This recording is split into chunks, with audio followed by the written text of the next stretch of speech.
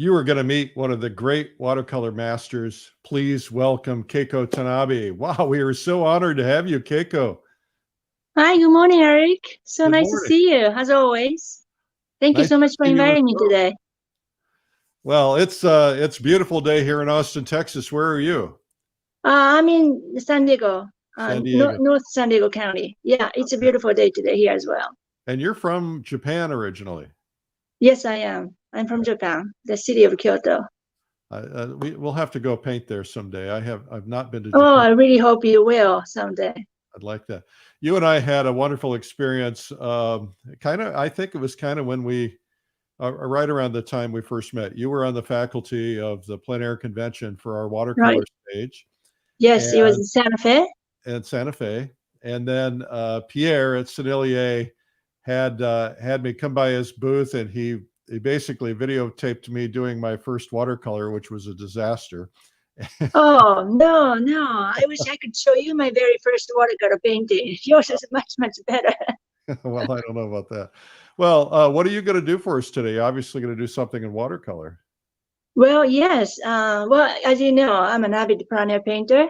I like to capture the sense of place, sense of time. Well, since it's harvest season, I think I'm gonna do something that shows harvest season with the Oh, colors and atmosphere.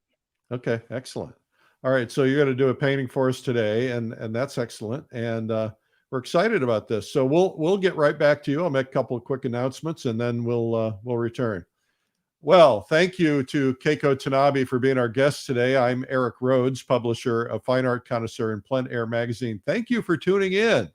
If you are here for the first time, thank you, thank you, thank you. If you've been one of the people who's been here now, this is day number 239. Thank you for that. I know there are some people who've never missed a single broadcast. You guys are troopers. I really appreciate that. I'm trying not to miss any myself. So we're here trying to keep our head in the game, trying to stay positive and upbeat and focus on things that are important to our lives and to our state of mind and to our immune systems, not getting all brought down by all the craziness going on in the world right now. And that's why I created this broadcast every day at 12 noon. And then also every day at 3 p.m., we're doing samples of some of the well over 600 art instruction videos that we've created over the years. Today is no exception. Today we have Keiko Tanabe is going to be on twice. So you're going to see a little bit of a demo today on this 12 noon Eric Rhoads Live. And then at 3 p.m. today, you're going to get another chance to say Keiko. She's going to do a little piece from her video, Storytelling with Watercolor. And there's, of course, an interview there. You'll be able to get to know her. We put these out every single day, 7 days a week, and they are on YouTube and Facebook. And all you got to do is search the word Streamline Art Video. And when you find Streamline Art Video, you're going to find YouTube or Facebook. They're going to show up in YouTube or Facebook. All right. So that sounds good.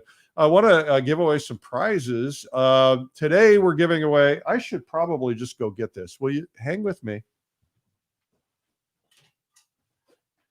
Now mine is a little paint covered, but this is called an easel brush clip. I think you can see it on the side there. It's an easel brush clip, and the idea is that it clips on your easel, right?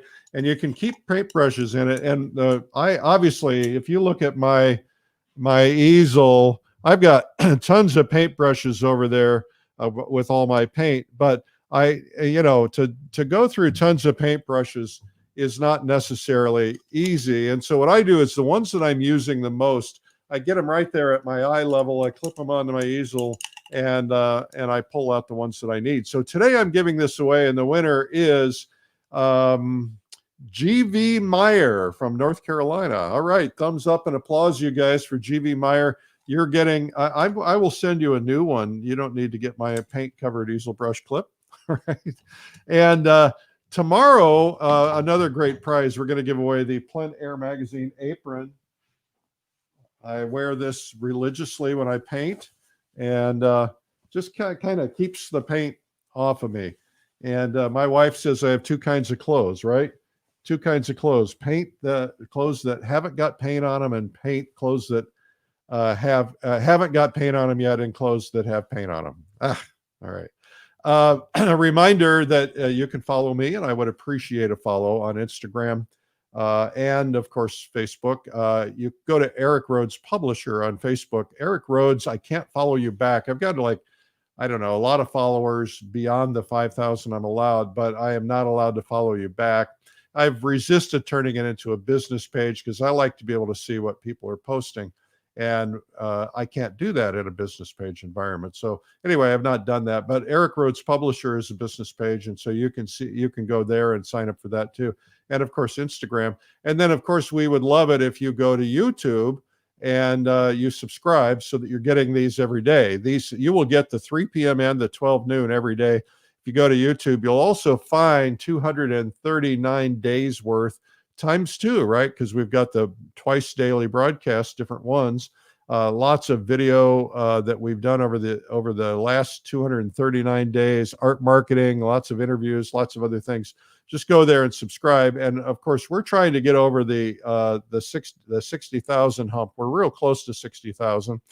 And we would like to get there so we can then target 70 and then 80 and then 90. And at 100, we get a plaque. So, every single day, these broadcasts are reaching a total of 10,600 people on an average day. Now, what that means is an average day, meaning there are people watching it live in different platforms, right? Some are watching live on Facebook or YouTube or Instagram. It's only going to show those numbers where you're watching. And then there's the repeats, and that's where all the viewing takes place, is the repeats, during the night, throughout the next couple of days. And within a typical week, we get about 10,600 viewing. And I think we just added to that. I think it's 13,000 because of something we added on Instagram, but it's somewhere in that range. And so if each of you that hasn't done this yet would go to Streamline Art Video on YouTube and just hit the subscribe button, we'd go up 10,000 instantly. That would be pretty cool. Now, there's no reason for you to do it other than because it would be a cool thing for us. I got to be upfront about that.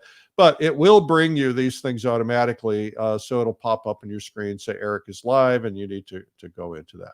Now, the Plein Air Salon Art Competition is going to end here at the end of the month. Thanksgiving's coming up. You guys are going to get busy. You're going to have possible gatherings. Some are not. But please know that you have a chance to win $30,000 and the $15,000 grand prize shown here with Dave Santiani's. And that could be you. And usually the people who win these things are never expecting to be the one to win. And so go ahead and get entered. You can enter as many paintings as you want. They don't have to be fresh. Every judge likes something different. And so check out the judges. Go to pleinairsalon.com. Now, I should also mention to you that tomorrow we're going to have Deborah Joy Grosser on the show at 12 noon. And tomorrow, Deborah is releasing a new video with us, and we're going to talk about that and show you a demo. But also, she is the president of the American Impressionist Society. You're going to learn about that. So that's tomorrow coming up on this show. Now, the big thing that's happening is that Watercolor Live is our big worldwide event. We already have, it's not till January, already have about 600 people signed up. And it is a world gathering of the top watercolor artists and the people who want to watch them worldwide. Our last live event, we had many hundreds, well over 1,000. I think it was 1,500, 2,000, something like 1,500, I think. And we had 27 countries watching. And so anyway, this is going to be huge. And we put together this because on our other events, we don't have separate stages like we do at our live events. And so we couldn't do a watercolor stage for instance, at Plein Air Live or Realism Live. And so we're doing watercolors. And we've added some. So Shuang Li is going to be on the faculty. Birgit O'Connor, Ian Stewart. Some of these are, Ian is from, I believe, Ireland, and Angus McEwen is from Scotland. We also have Daniel Marshall, Thomas Schaller, Andy Evenson, some of the best teachers in the world, really. Stephen Zhang, Suni Warren, Matthew Bird, Pablo Rubin, who was on the other day from Spain, Mario Robinson, Lauren McCracken, our friend Keiko Tanabe, who is going to be on with us today, Joseph Zabukvich, Jean Peterson, who loves to play with interesting shapes and mixed media and so on. She's a lot of fun. John Seliman, Michael Holter, Brenda Swenson, Kim Macheko. I did Agnes already. I did Michael already. And let's say Linda Daly Baker. So that's at Watercolor Live. And if you sign up before the 6th of December, you're going to save $100. All right. So that's watercolorlive.com. Make sure you go there. Now, our guest today is a fabulous painter, and she just recently released this DVD. It's called Storytelling with Watercolor. It's got a couple of different demos in it. Here's one of the paintings in there. And then another one that she's done recently is called Painting Sunlight. And that's a close-up of that painting. But you can see some of her work here. I'm going to just show you that. I'd love to paint that scene. I'd love to be there. That is so spectacular. And just look at the delicacy of this beautiful work. That's amazing. That is beyond amazing. Just gorgeous. Look at this winter scene. Anyway, please welcome Keiko Tanabe. Keiko, are you back? Yes, I'm here. You're here. Back in my studio. All right. Terrific. Well, we're going to go ahead and let you get started because I want to make sure you have plenty of time. And so now this is nice. We can see your palette and your I'm getting ready. Canvas. And I'm ready. Why don't you start out by telling us about your colors, your brushes, your panels? Oh, okay, sure.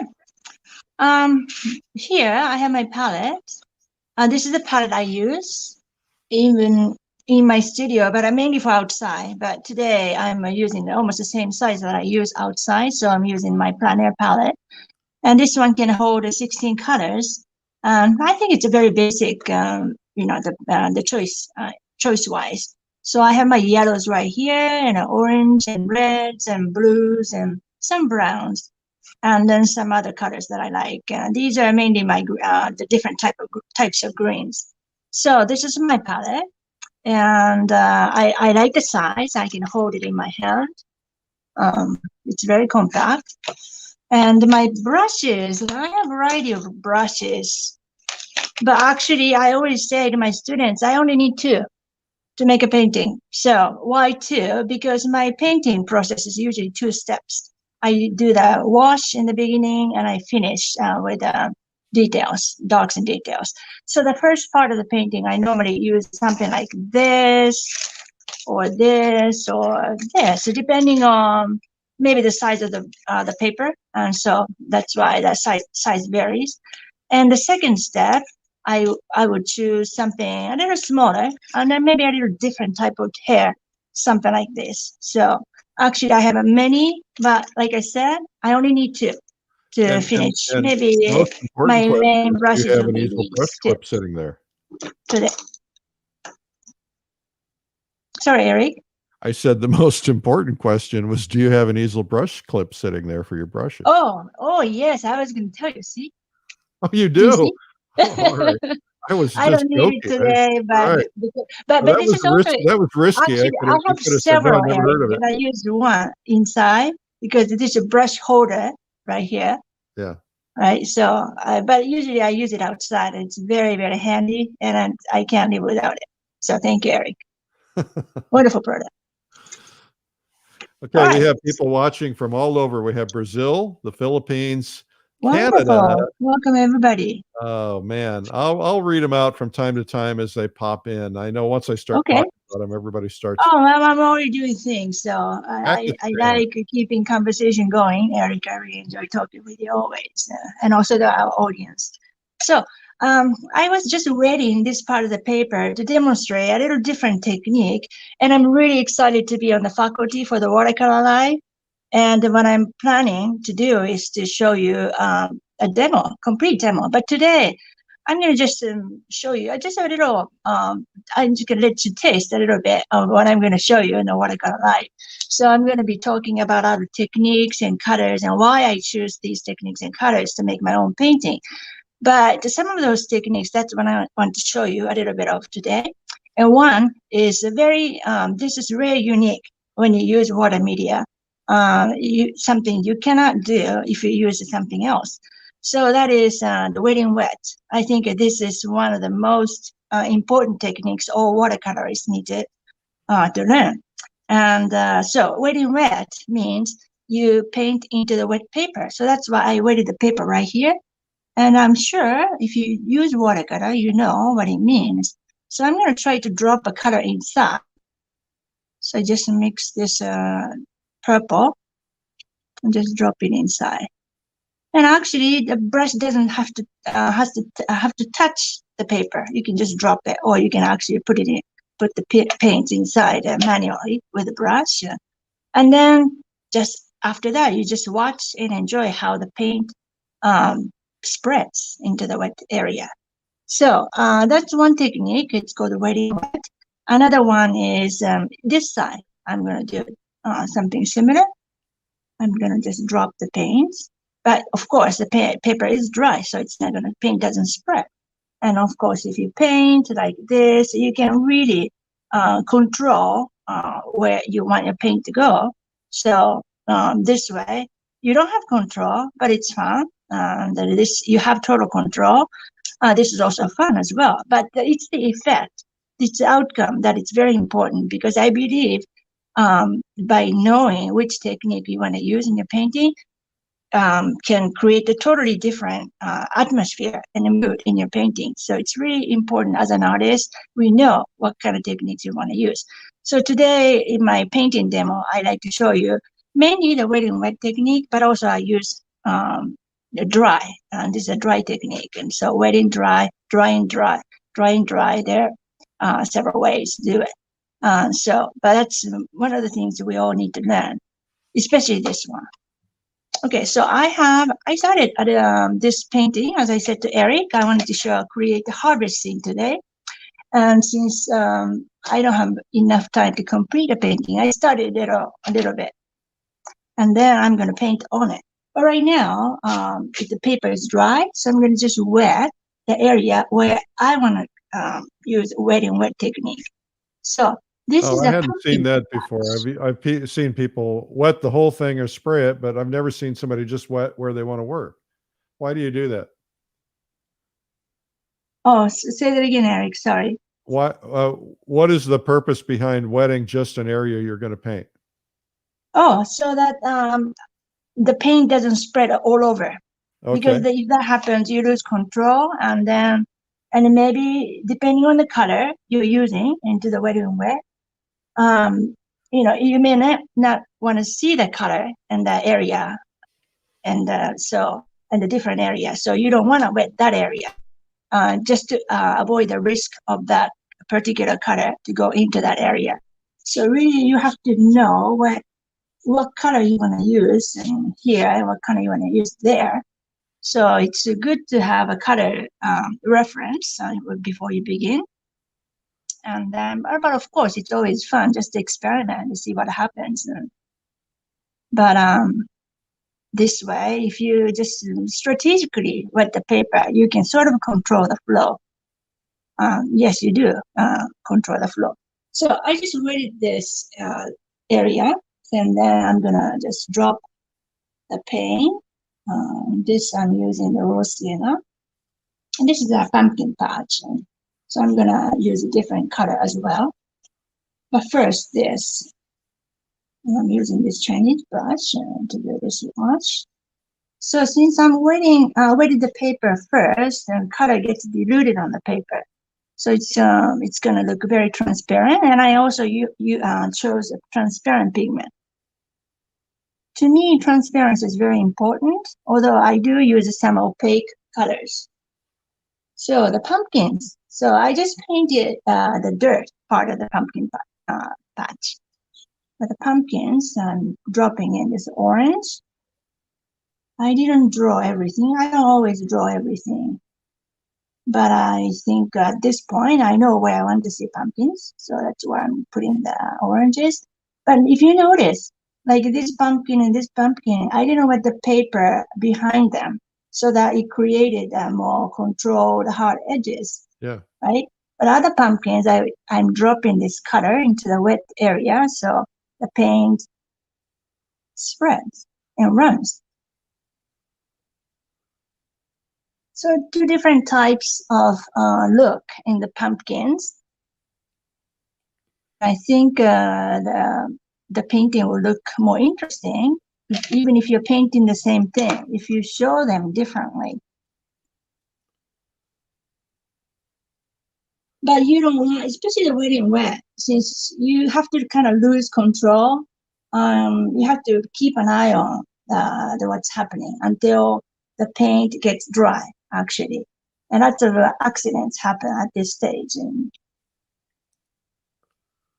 But no need to feel panicked.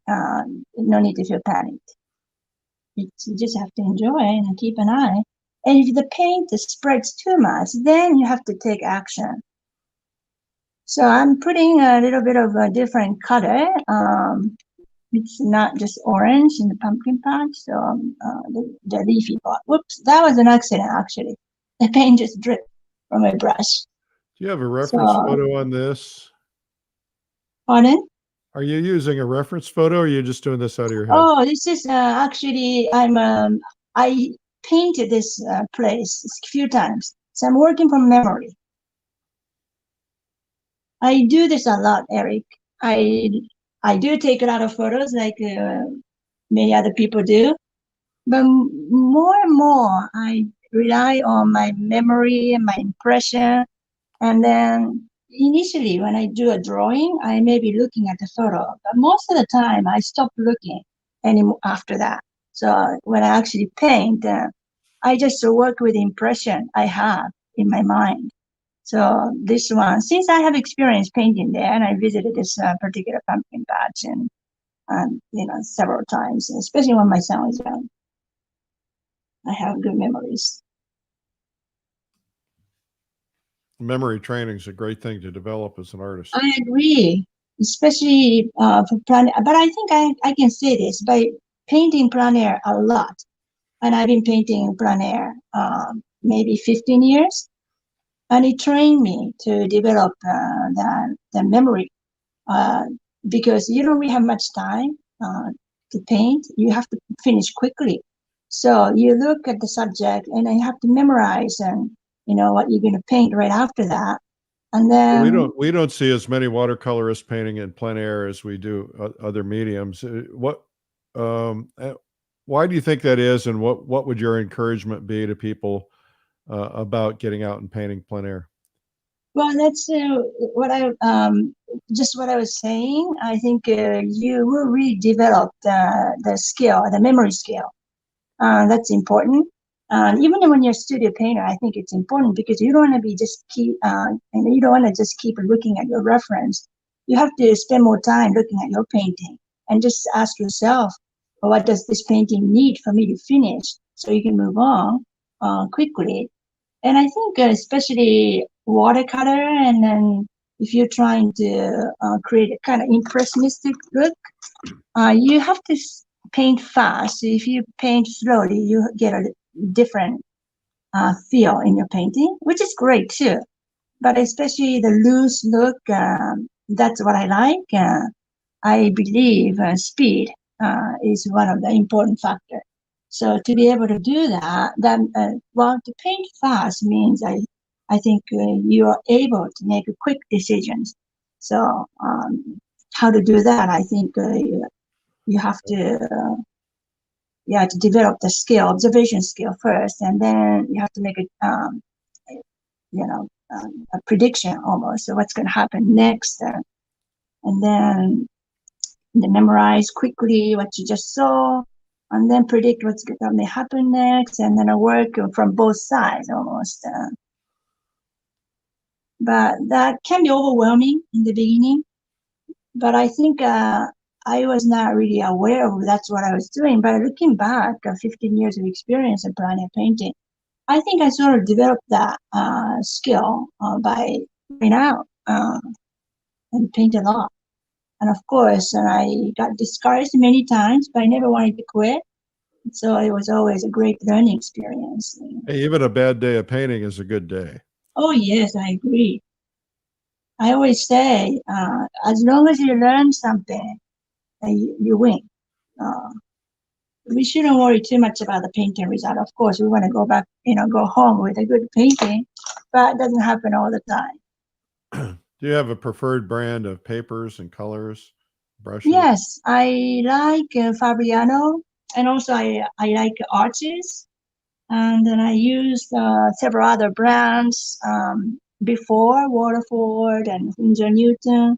They're all good. It works for me. But I always tell my students, you really have to find a paper that works for you because each paper is different. And because the manufacturers have a different way of making. So it's really important for us artists to try and test the products we use. Not just for paper, paints, brushes as well. And it takes time to learn. So I always give myself at least 3 months when I get a new product to test it. And then hello, Netherlands. Hello, England. Hello, Kazakhstan.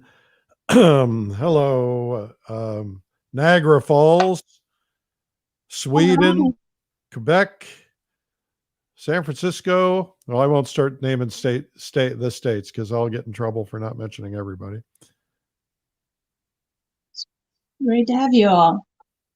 So I did well, it still looks a little abstracted, but I wanted to show you the wet and wet techniques. So I first dropped in the colors of the dirt, and then the colors of pumpkin and the leaves, and then after that I put some shadows.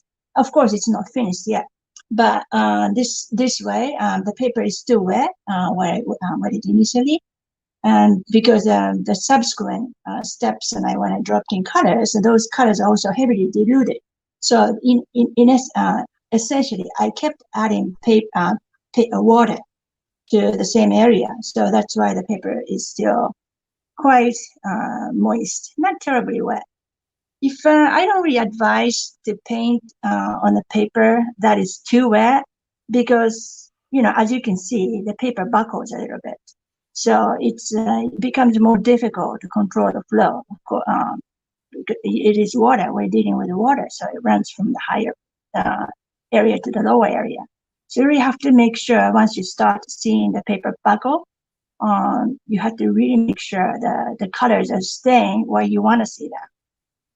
And then if there's too much on it, you have to remove using tissue or the brush, clean brush or tissue, or by actually tilting the paper. That's sometimes I do by tilting the paper, by holding the paper. That's why I like keeping the paper not really fixed to the easel or to the painting surface, so that I can hold the paper in case I have to.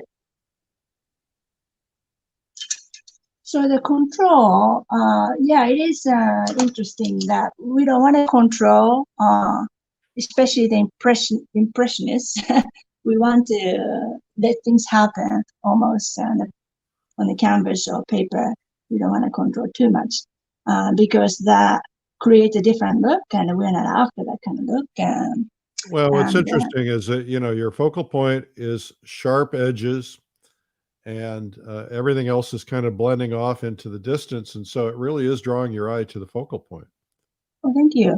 Yeah, so this, I think I can keep going, but it's almost done, this part. I wanted to create a more abstract look in the pumpkin patch. And another technique I wanted to show you, it's called a negative painting. And that is also very important, especially for the light. Because to capture light, I'm sure all artists think about that, how to do that effectively. But I think in watercolor, negative painting is one of the good ways to do that. So negative painting means you paint around the shape, right? So this is something I wanted to show you. Maybe I'll use the top parts. So there's a barn behind these people. Right now, you may see the people, but not very clearly, right? So by placing this color behind one of the people working in the pumpkin patch, you will start see the shape more clearly. This is the farmer, but actually a father of a little boy next to him. He has a straw hat. And then maybe I will give him some clothes and like this.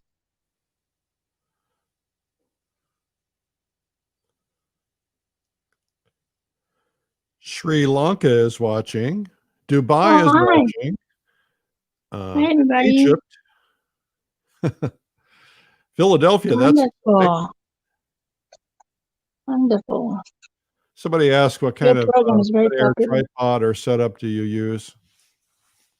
When I'm in the studio, I have a tabletop easel, but today I'm painting on my table, just flat table. And then what about when you go outdoors? When I go outside, I use plein air easel for, especially designed for watercolors. Do you have a It's called particular Plein Air brand Pro. that you use? And actually, I use that inside as well sometimes. So I did a little bit of negative painting here and there around the buildings. Over there, I placed some trees.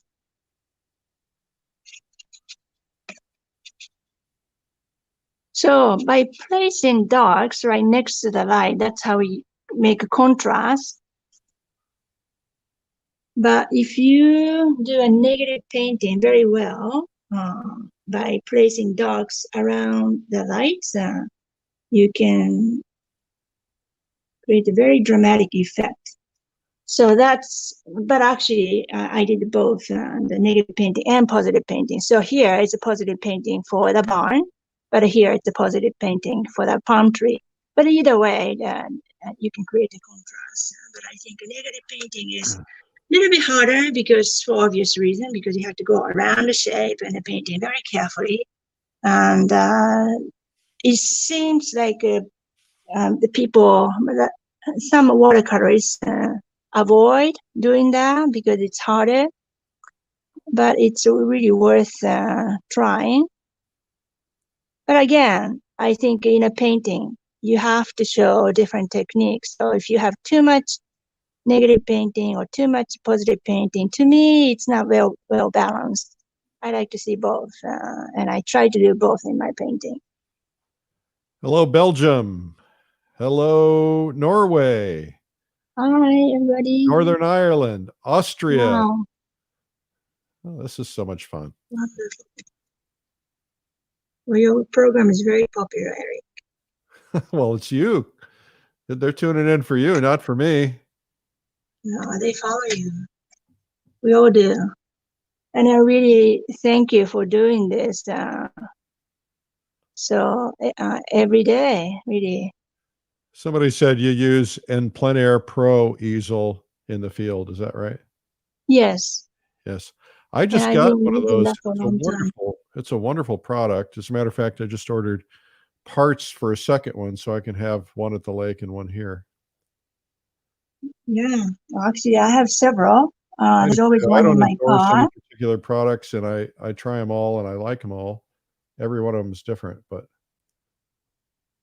Yeah, but this one is especially made for watercolors. It's very good. I mean, they thought of everything we need. Watercolorist has a special need. well, the only thing they haven't provided is somebody to carry it for me. Oh, that's something. Maybe I'll talk to them. Yeah. I need a Sherpa. Well, I'm sure you will find it out of volunteers. Because, Yeah, well, my kids should be volunteering. Hello, Scotland. That's what kids are for, but unfortunately, they're in college. I mean, fortunately and unfortunately. Well, can I volunteer? I know you travel to all these exotic places. Yeah, it's funny. I was at Fall Color Week, and somebody said, you really need somebody to kind of be your assistant at all these events. I'll come to all of the events. All you got to do is pay for me to go to the events. It's like, yep. See? Yep. Well, I'll be happy to be a volunteer. A lot of people Yes. are trying to get into that Russia trip. Yes, I do travel a lot. At least I used to before COVID. I missed that part. It'll return. I'm sure, but right now, Hello, we Chennai, don't know. in India. Yes, but Somebody said I I need do. to get a little donkey. Yeah.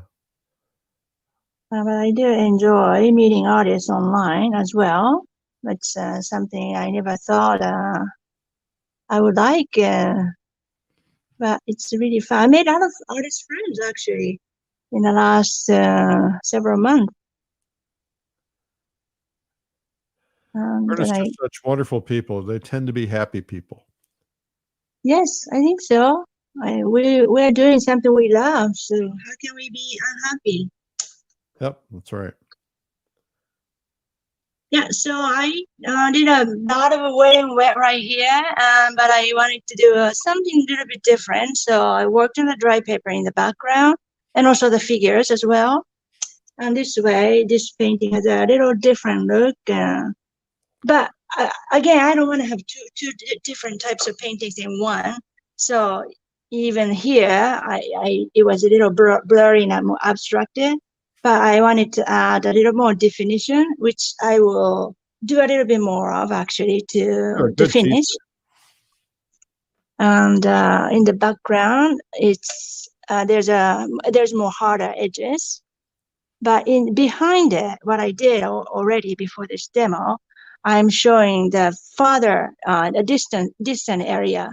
I'm showing more soft edges. So together, I think this part of a painting has a coherent look in terms of edges.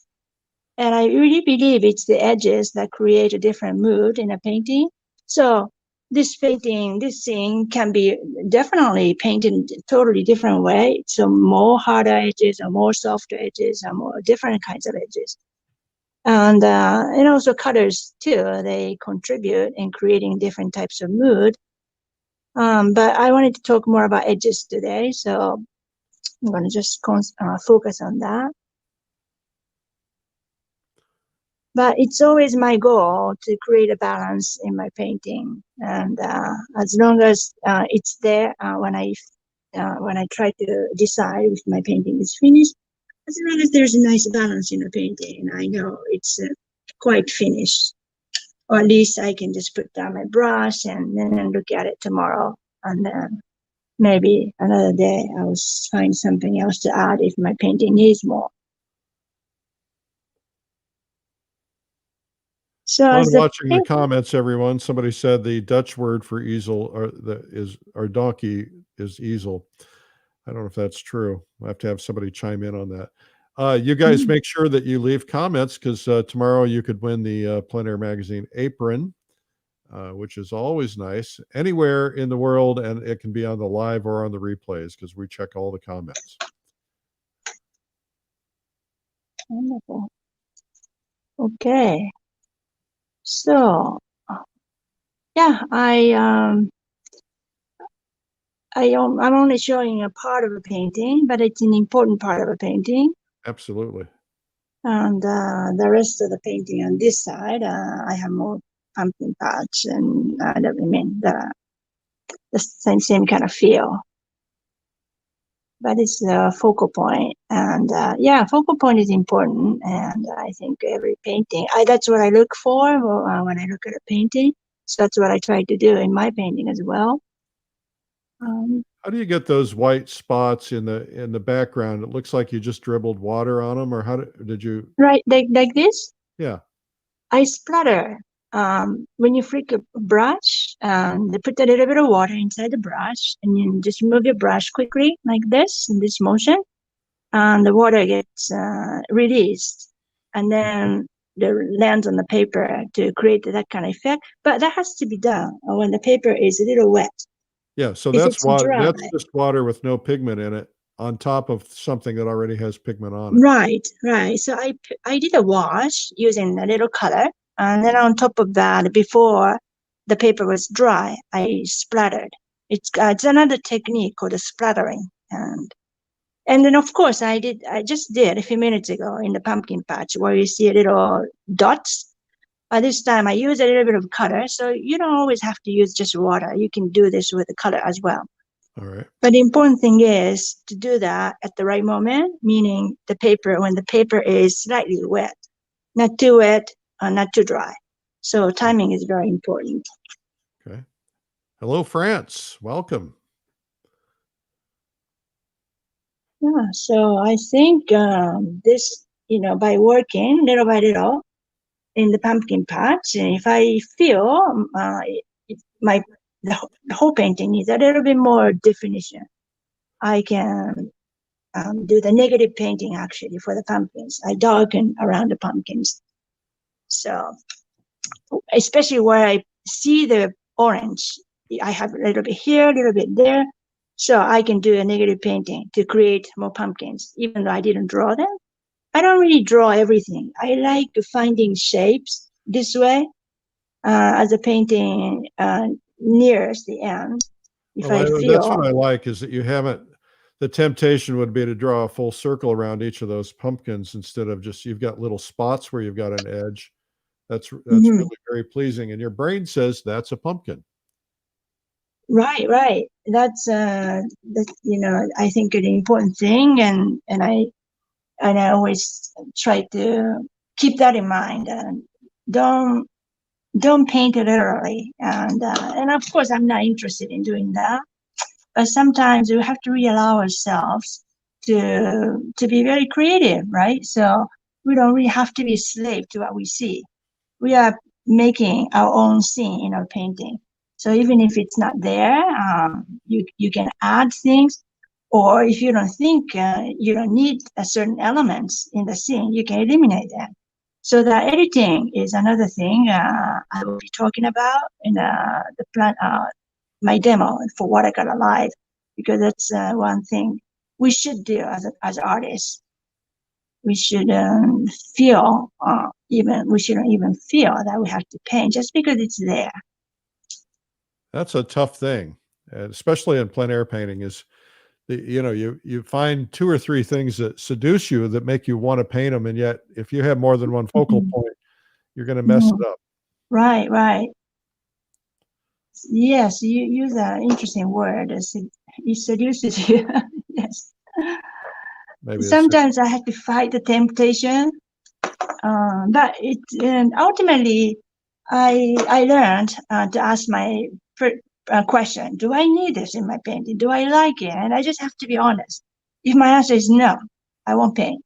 So, but being honest, that part, and I have to admit, I didn't do it in the beginning, and I almost felt compelled to paint just because it's there. But I don't know now why it was so difficult for me to say no. Right now, I have no problem. I think I changed. And how did I learn to say no? I don't know. I think you probably have to do a lot of bad paintings. Maybe. Maybe that's the reason. I think the hardest thing for me is to abandon something that I've fallen in love with. If I see something in a painting that I just know isn't working, but I've spent a lot of time on it. Oh, I know what you mean. Yes, it happened to me a lot. And also, you start out, and then because you think it's a really perfect view, and then there's a brand new situation, and it gets better and better as you paint, and you feel compelled. You want to change your painting too, as the scene in front of you gets better and better, especially the light. That's when I feel very tempted to change my painting.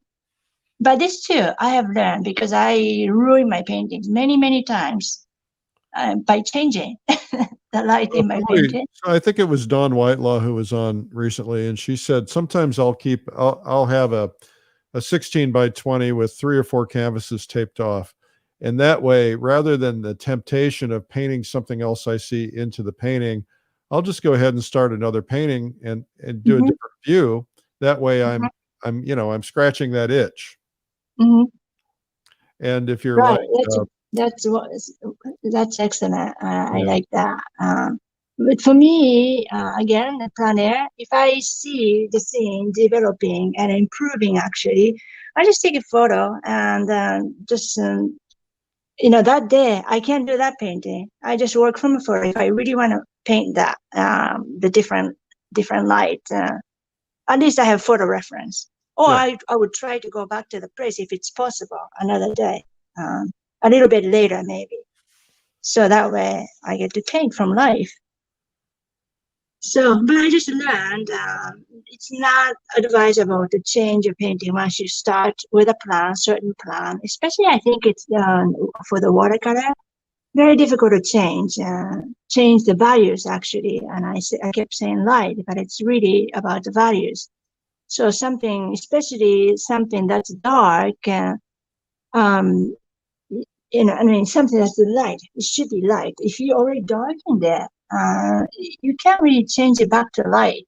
That's very difficult on the watercolor. So I always make sure that I don't make the mistake, and I tell my students, you gotta save light, and you can almost always just think about that aspect throughout the painting process, and not worrying about anything else, because that's several really more hard. people watching from India, by the way. I know there's a big watercolor popularity in India. Here's a question from Warsaw, Poland. It says, can you tell why sometimes the scene finishes looking like the interior of a film set studio? Not sure exactly what that question means. Yeah, I don't know what it means. I think that's a compliment. Oh, well, thank you. If it is, I appreciate that. If it's not, oh well. Yeah, well, I mean, I'm happy to answer any questions, but just don't know how to answer that one. Yeah, So, yeah. Maybe that person could define that question a little bit more for us. okay. Rosokomen. That's hello from Rosokomen. I don't know where that is. Hmm, This is very inspiring. You're thank doing a you. terrific job. Well, I'm glad you're enjoying it. And when you're on Watercolor Live, people won't have to listen to me making my comments. So what are you doing now? You're going in and putting highlights in? Yes, just adding fun bits. Actually, then I don't really have to do those little things at the very end that I call the finishing touches. And are you But using an opaque white for that? yes, I have titanium white in my palette right here, which I don't want to use. But in case I really have to, I want to, and it's always there. Although I try to make my painting look as transparent as possible, Okay. which I prefer. But sometimes opaque. Actually, I did use a little bit of opaque colors, and that like in some of the greens, and also I don't know if you can see some splatter. I added towards the end. It's also opaque color. And of course, if I have a white, I can mix a different color to it to make a different opaque color that I don't have. So it's very useful. Uh, but like I said, once you lose the light, like here, I mean, I don't really need it. But if it's there, maybe if I feel it will make the painting look better, I have a way. Yeah. So I don't really Okay. mind using opaque or white color this way. Yeah. Well, fabulous. Well, we've learned that Roscommon is in Ireland. I've learned something new today. Hello to Mexico, Calabasas, it looks like. Hi. Thank you so much, everybody, for tuning in. We're here every day at 12 noon on Facebook, noon New York City time, Eastern time. All right. Well, we got about 5 minutes left, Keiko, and I'll just let you. Now you're laying in a little bit of shadow. It looks like. Yeah. Yeah. Well, I won't be able to finish. It's a much bigger painting. I'm only showing a part of it. But the important part. So I hope I'm glad if you enjoyed it and if it was useful for you. What Any brand of tips? paint are these? There's a Holbein sticker there on the easel. Is that Holbein paint? No, actually, my paints are mainly from Sennelier. Sennelier. I do have one color from Holbein. Okay. Yeah, my palette is Holbein, actually. But my paints are Sennelier. And I love Sennelier because I think it's perfect for plein air painting, especially because it's honey based.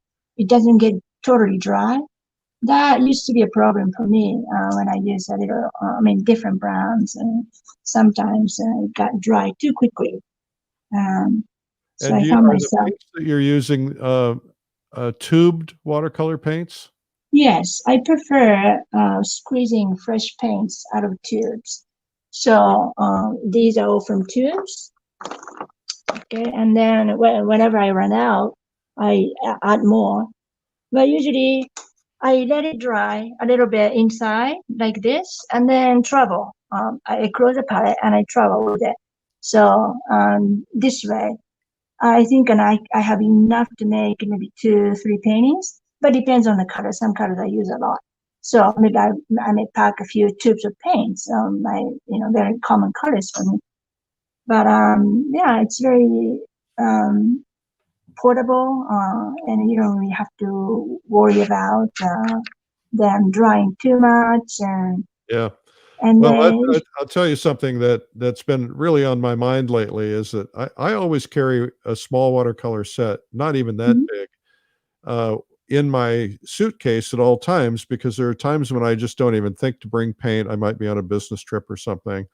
But I really have decided I have to double down and really learn watercolor. And that's one of the reasons that I think Watercolor Live is going to be so good for me, is because I tend to be an oil painter, but there are just times I don't want to carry my oils or even a bunch of oh, heavy tubes. yes, watercolor is the best, especially for traveling. It's so much easier. And cleaning, you just have to wipe. That's all. Well, Pretty clean clothes. Switzerland. I'm going to take a group to paint in Switzerland. That's one of the next things. Oh, that's exciting. Yeah. Yeah, what I need people to do is in the comments, you need to put where would you like to go as a group to go painting, and I'll gather that information, and then but don't put it down if you're not going to go. If you say, okay, I'd go with you if you did a trip to name insert here, and maybe we could get Keiko to go with us to lead us, Oh, I love to. So go I with can us, send in the and request too. help us discover Japan. That would be fun. Oh, actually, yes, many people told me that's one of the places they dreamt of going to paint. I'll be happy to help, Eric, if you're gonna plan one. Carry the bags. I know. I get Yes. it. Switzerland and Norway. Switzerland's coming up. Yep. Egypt. All right. Wow. This is really great. Well, how about you come back on camera and we'll just Okay. do a quick. All right. Yeah. That's fabulous. Thumbs up. Applause. Thank you. Maybe I'll show you my Outstanding. studio a little bit. Oh, let's do a quick view of your studio. Yeah, I just finished the commission piece, the vineyard, and It looks like your living room. Is the studio your living room? well, it's both. Yeah. Whenever I have guests. Nice. Looks like an old 1930s bungalow. Oh, thank you. Well, it's going to change. I'm going to change maybe over the holidays a little bit. So. Yeah. All right. Well, thank you, Keiko, for doing this today. So what do you tell me what your thoughts are about this group of people we've put together on Watercolor Live? Have you seen anything like that? Oh no, this is the first and very exciting events for the whole watercolor community. So thank you so much for doing this. It's really exciting. You're really putting us together and make a huge event. So, but the watercolor community is very close knit. But there are people who don't know us, so I think it's really great. Well, I think the other thing, one of my goals is that a lot of artists have told me some things that they would like to overcome in the watercolor world. For instance, there are some galleries have old school thinking about watercolor, because they think that it's fugitive, but of course the colors aren't fugitive anymore, or Mhm. that they have trouble selling things under glass. And of course, a lot of watercolorists aren't even using glass anymore. So I think there's a lot of things we need to overcome as a group, as an industry, if you will.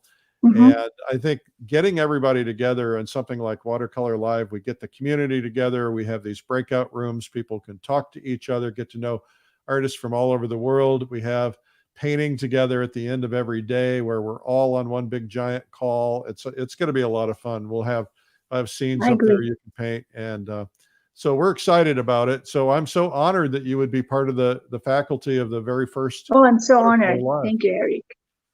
Well, thank you for doing this, Keiko. And I want to remind everybody that Keiko will be on today at 3 p.m. We'll be giving a sample of her video. She has 2 videos with us. She's got the video Storytelling in Watercolor, and the other one is called Painting Sunlight. And she'll be on YouTube and Facebook at Streamline Art Video. Just look for Streamline Art Video. She'll be doing storytelling with watercolor, parts of that video and interview today at 3 p.m. Eastern time, New York time. So Keiko, you got a busy day because I know you're going to be on there answering questions too. Thank you for doing this. No, it's always a pleasure. Thank you, Eric. All right. Thank you, Bye-bye. everybody. All right. Thumbs up, applause for Keiko Tanabe. I want to thank you guys for tuning in. My name is Eric Rhoads. I'm the publisher of Fine Art Connoisseur and Plein Air Magazine, Streamline Art, where we do all kinds of things for artists. We have retreats, we have magazines, we have online virtual events. And of course, the big one coming up is Watercolor Live. If you book before the 6th of December, you can save $100. It's relatively inexpensive to attend. And nice thing about it is, unlike where you come to one of our live conferences and you got to buy a ticket, plus you got to get a hotel and airfare and rental car and all that other stuff, you don't have all the thousands of dollars of expense, and you can do this in the safety and comfort of your home. You don't have to worry about it getting COVID from anybody. And we've got incredible lineup of the world's best. I don't want to mention all the names, but you should go back and look at watercolorlive.com. Thank you again for watching today. I will be here tomorrow at 12 noon, like every day, God willing. And so have a terrific day. Make sure you leave a comment so you can win a prize. And also make sure to tell us where you would like to go on future trips. I'm taking a group to Russia on a plein air painting trip for 2 weeks in September next year. And I have an event in the Adirondacks, and we'll have a fall color week in the Adirondacks this year. But we will be doing more events now that my kids are in college. I'm free. Yay. All right. Keep your head in the game. Stay positive. Stay upbeat. Do something you love. Do not let the news bring you down. Last night we were watching the news and we were like, "Oh, this is awful." And so we started watching a series called Schitt's Creek or Schlitz Creek, something like that. I don't want to get any bad language in here. Anyway, it was so funny, and it was fun just to laugh. You gotta take care of yourself and laugh. And this morning I had the music on. I was dancing around the studio, just grooving to the tunes, and it just makes you feel so good. And so if you're finding yourself feeling a little down, you've got to be deliberate. You got to do things that make you feel upbeat. Do what you love. Try some new things. It will be good for your head. I will see you tomorrow at 12 noon. Thank you for watching. Bye-bye.